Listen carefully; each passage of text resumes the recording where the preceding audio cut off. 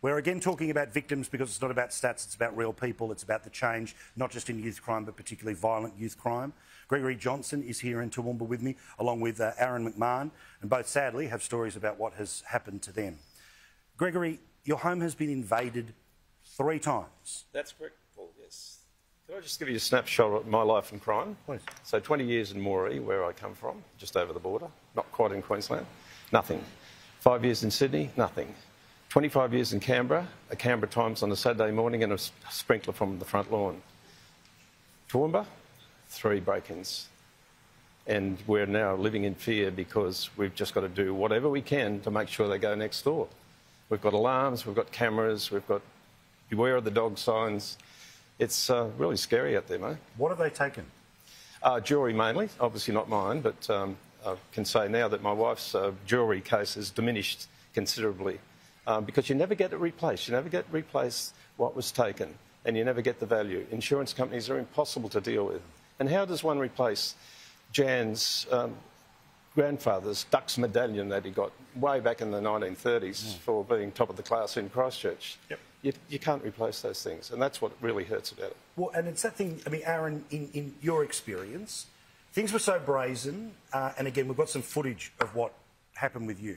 They're wearing Guy Fawkes masks. That's hardly an act of somebody who's just trying to do something silly on a Saturday night. That's somebody who's made a deliberate attempt to hit your job. It was definitely premeditated, Paul.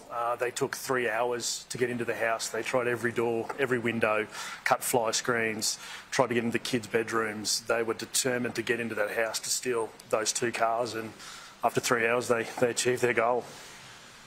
I remember as like a primary school kid, thankfully I don't have the memories of it that my mum does, but when our house was broken into, and forever Mum would say that she was changed by that event. You're always extra nervous.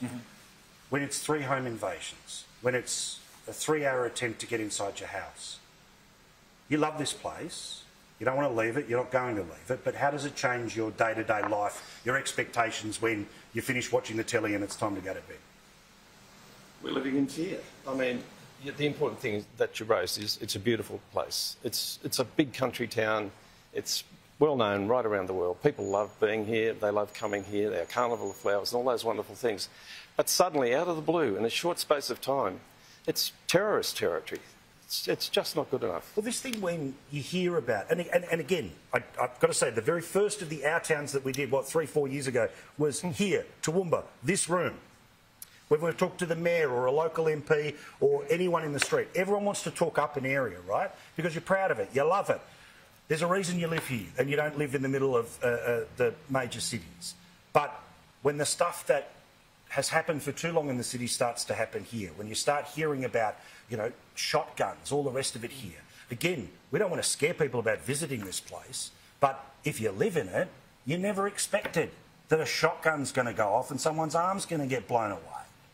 Machetes being brandished in broad daylight, hammers, bars, you name it, it's everywhere.